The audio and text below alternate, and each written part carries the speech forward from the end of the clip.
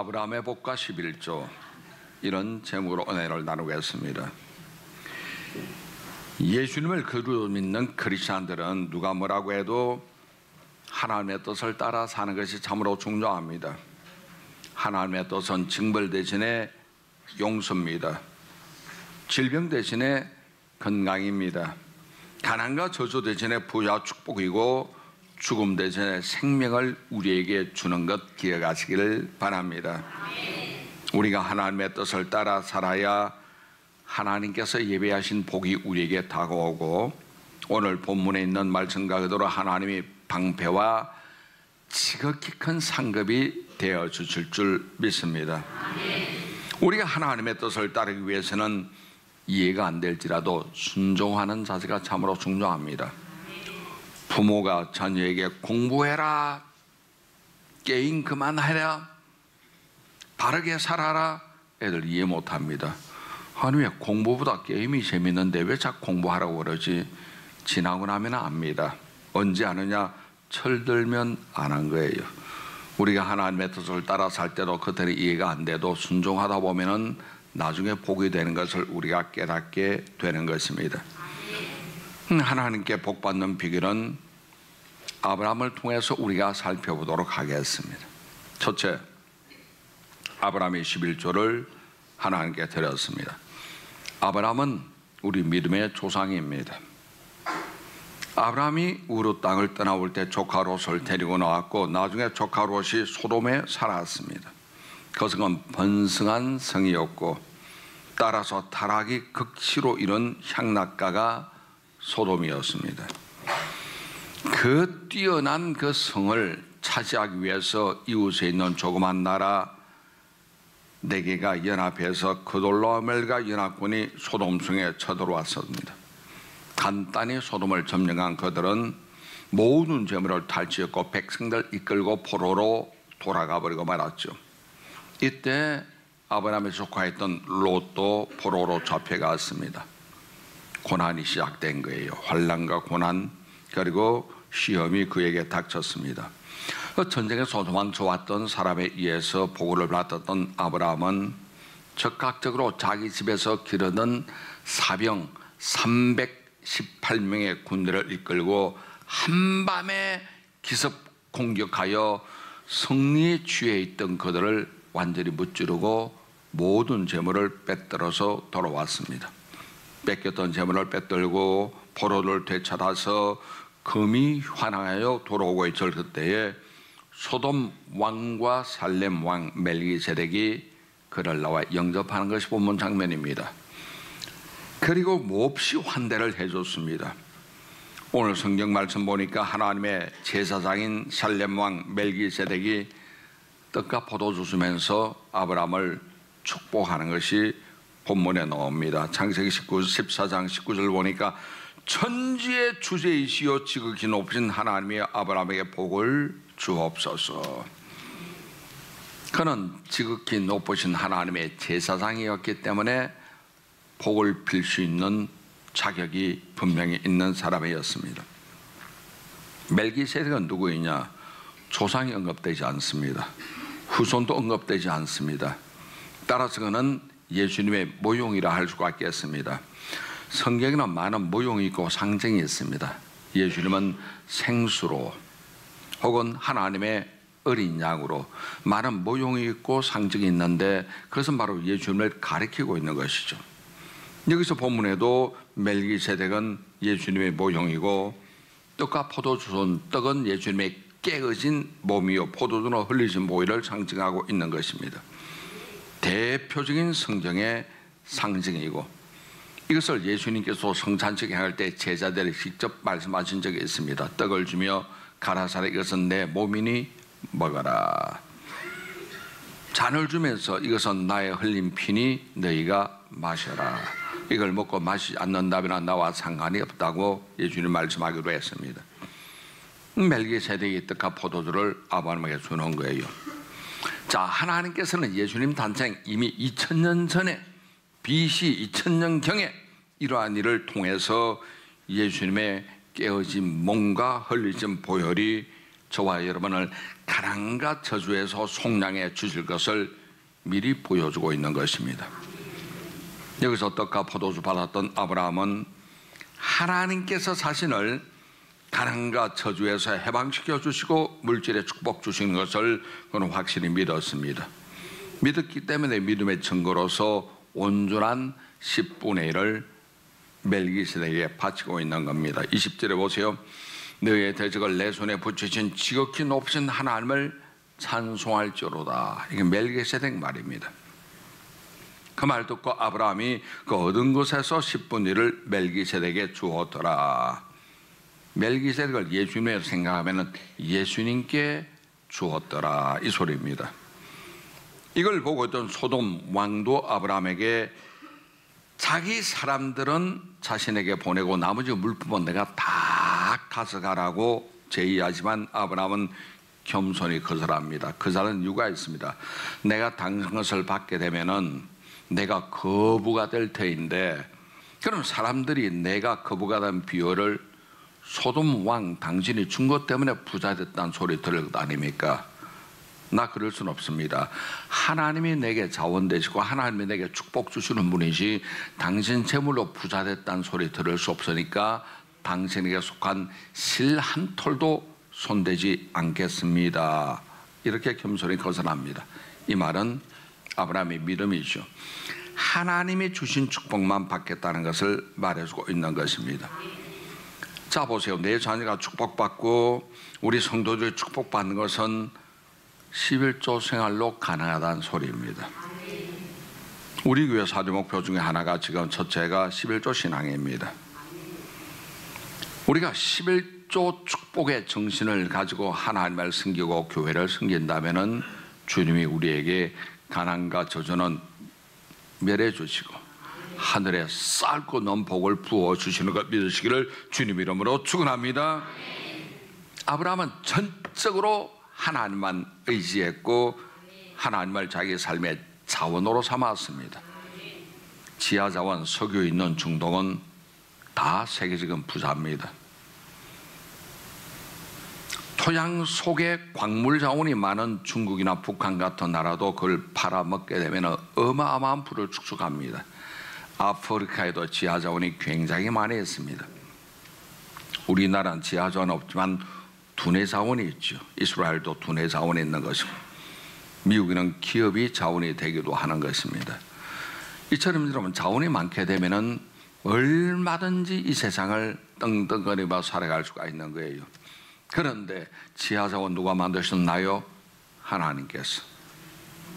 광물 누가 만드셨나요? 석유를 누가 만들었나요? 하나님께서. 그럼 하나님이 내 인생 삶의 주인 되면은 자원이 되면은 전혀 어려움 없는 삶을 살아갈 수가 있는 겁니다.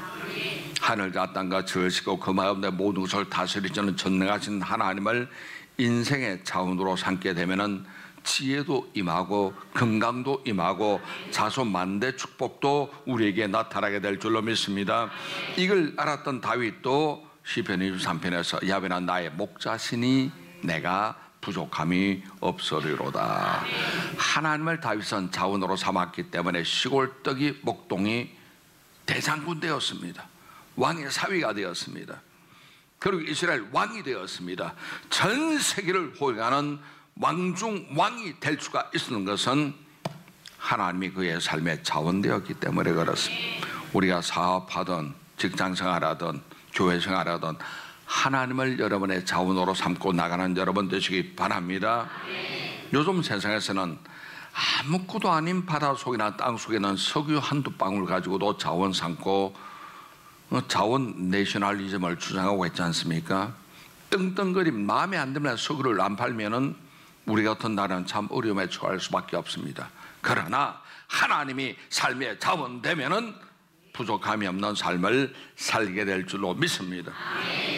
이 일 후에 창세기 15장 1절 보니까 아브라함이 멜기세덱에 11조를 바친 이 일 후에 하나님이 환상 중에 아브라함에게 나타나서 주시는 말씀이 15장 1절입니다. 아브라함아 두려워하지 말라. 나는 내 방패요 지극히 큰 상급이라. 방패는 적군이 쏘아대는 화전으로부터 내 몸을 막아주는 것이 방패잖아요. 직장이나 사업하다 보면 라이벌이 계속 우리를 공격할 수도 있고, 말로 공격하고 정책으로 공격하고 아니면 못된 짓으로 공격할 때도 하나님 방패는 막아주십니다. 할렐루야. 그리고 상급도 지극히 큰 상급이라는 것은 최고상이라는 것이요. 우리나라 훈장 중에 제일 큰 훈장은 태극 무공 훈장. 그보다 더한 훈장은 대통령이 직접 주는 무궁화 대훈장. 하나님이 직접 주시는 지극히 큰 상급이 하나님의 친히 되어 주시겠다니. 이때부터 아브라함은 복을 받았고 믿음의 소상되었고 복의 근원이 될 수가 있은 줄 믿습니다. 두 번째, 아브라함이 드린 11조는 어떤 것인가 살펴보도록 하겠습니다. 성경을 모르는 사람은 구약시대에는 율법 따라서 11조를 드렸지만 신약시대에는 율법이 폐해졌기 때문에 11조 드릴 필요가 없다고 하지만 성경 모르는 소리입니다. 예수님은 율법을 폐하러 온 것이 아니고 완성시키기 위해서 오셨다고 주님 말씀하고 있는 겁니다. 그리고 구약의 하나님은 신약의 하나님이고 신약의 하나님은 지금 이제 우리의 하나님 아버지십니다. 우리가 성경을 한번 조명해 보십시오. 하나님은 태초부터 새말까지 동일하신 하나님이고 예수 그리스도 어제나 오늘이나 영원토 동일하신 주님이십니다. 신약시대 보니까 성경에 예수님께서 11조를 강조하신 내용이 있습니다. 마태복음 23장 23절에 바리새인 서기관을 향해서 꾸짖을 때입니다. 화이설진저 외식하는 서기관들과 바리새인들이여, 너희가 박하와 회향과 건체 11조는 너희들 율법에 더 중한 바 정의와 긍휼과 믿음은 버렸도다. 그러나 이것도 행하고 저것도 버리지 말아야 할지니라. 이것도 행하고 이것은 11조고 저것도 버리지 말 것은 정의와 긍휼과 믿음이죠. 이걸 보면 예수님은 11조를 분명히 강조하신 거예요. 그러므로 우리는 예수님 명령 따라서 11조를 반드시 하나님께 드려야 합니다. 왜냐? 예수 그리스도는 어제나 오늘은 영원토록 동일하시기 때문입니다. 11조는 무엇일까요? 나에게 속한 수입의 10분의 1을 하나님께 드리는 것이죠. 여러분 기억하십시오. 내 손에 있다고 내 것 아닙니다. 도둑이 털어가면은 날아갑니다. 마귀가 건강도 털어가고 재물도 털어가고 사업도 직장도 털어갈 수가 있는 겁니다. 하나님이 막아주셔야 되는 거예요. 그리고 하나님이 하늘 문을 열고 우리에게 부어주셔야 되는 것입니다. 11조는 쉽게 말해서 10분의 1을 드리는 것이지만 이해를 돕기 위해서 말씀드린 하나 드리고 9개 타오는 겁니다. 얼마나 이익입니까? 얼마나 축복입니까? 나 하나만 드렸는데 하나님이 9개는 내가 쓰라고 우리에게 주시는 것이 11조죠. 우리가 11조를 드리는 것은 세상 만물이 하나님의 것임을 인정하는 것이 바로 11조입니다.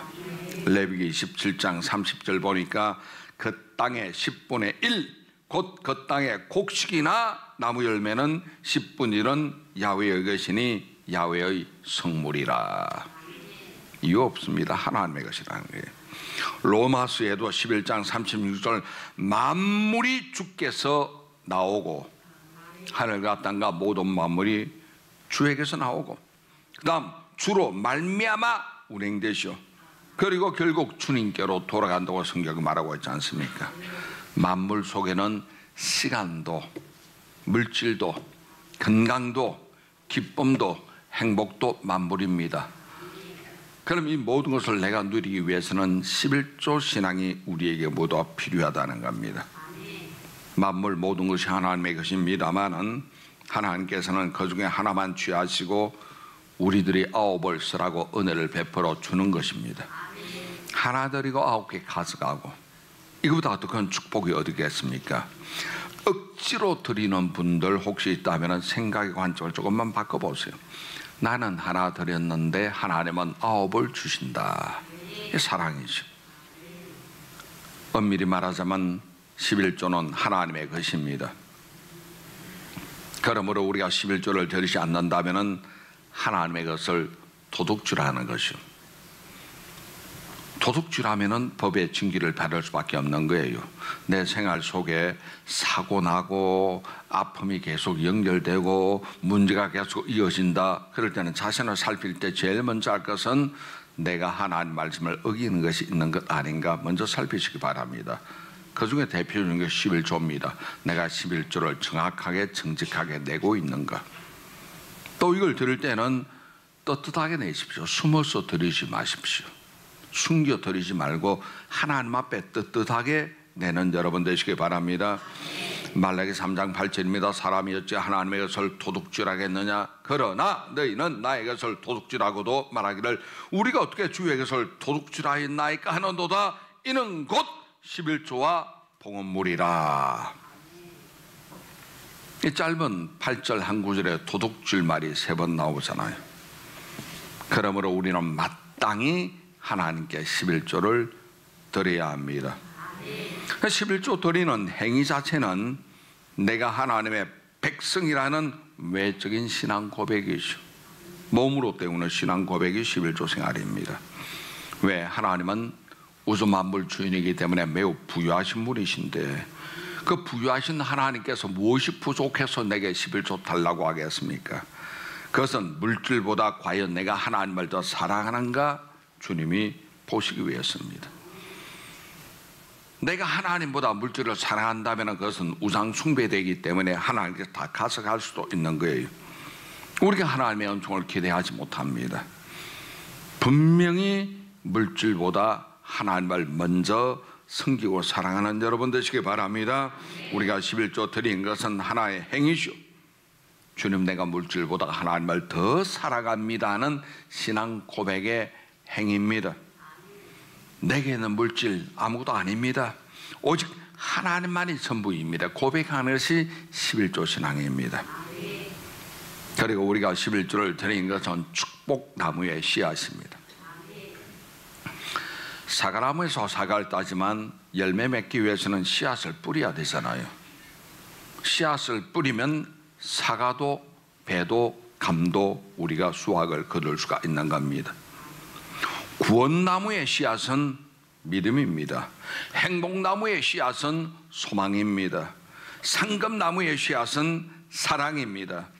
축복나무의 씨앗은 11조라는 것 믿으시기를 바랍니다. 하나님께서는 11조를 드리는 자에게 풍성한 물질의 축복을 약속하셨습니다. 말라기 3장 10절입니다. 만군의 야훼가 이르노라.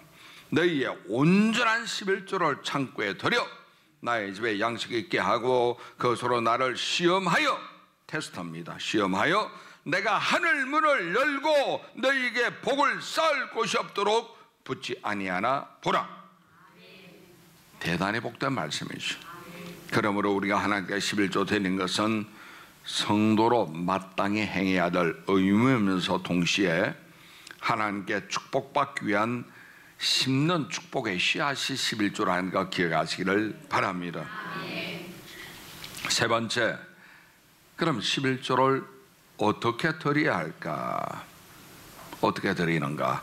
성경에는 온전한 11조를 드리라고 말씀하고 있는, 말라기 3장에 있는 말씀에도 너희의 온전한 11조를 나의 창고에 드려. 온전한 11조.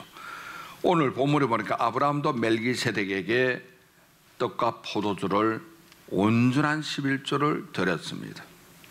온전한 11조라는 것은 나의 수입이나 생산물의 10분의 1을 하나님께 드리는 겁니다. 어떤 사람은 생활비로 다 쓰고 남는 돈의 10분의 1을 11조로 드리는 분이 있는데 그건 11조가 아니죠. 온전하지가 못하기 때문에 그렇습니다. 우리가 11조 드릴 때는 정성과 믿음으로 드리는 여러분 되시기 바랍니다.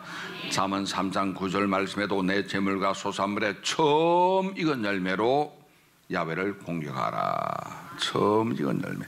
수입이 생기면은 처음 익은 먼저 11조를 따로 구분하는 여러분 되시기 바랍니다. 이게 믿음이고 이게 정성이죠. 처음 익은 열매입니다. 농사 짓는 분들 보면 첫 소산을 하나님께 드려야 합니다. 가축 기르는 분들도 첫 새끼를 하나님께 드려야 합니다. 어떤 분은 훌륭한 크리스찬 집안인데 바쁠 때 보니까 뚜껑 열고 주걱으로 십자가를 그립니다. 하나님이 주는 양식이라는 것을 인정 안 한 거예요.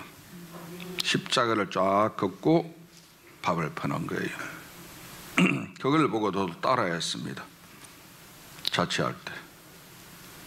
우리 때는 밥솥이 없었으니까 냄비잖아요. 야간 냄비. 뚜껑 열고 밥 풀 때 십자가 쫙 끄고 먹으니까 든든하고 기분이 좋은데 문제가 생깁니다.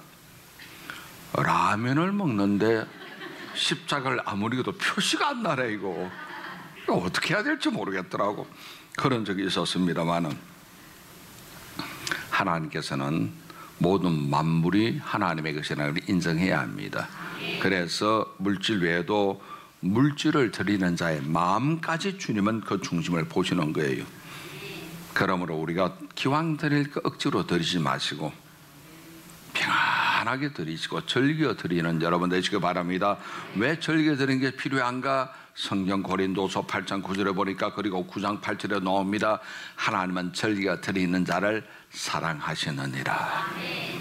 우리가 하나님께 사랑받기를 원한다면 즐겨 드리는 여러분 되시기 바랍니다. 11절을 어디에 드리느냐? 하나님의 집에 드리는 것이죠. 말라기 3장 10절 보니까 누누이 강조합니다. 온전한 11조를 창고에 들여 하나님의 집에 양식이 있게 하고. 하나님의 집. 11조는 하나님 것이므로 하나님의 집, 다시 말해 교회에 드려야 합니다.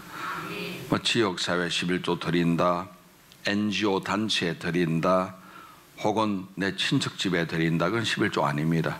그냥 구제금입니다. 11조는 하나님의 집에 드려야 12의 1조가 되는 겁니다.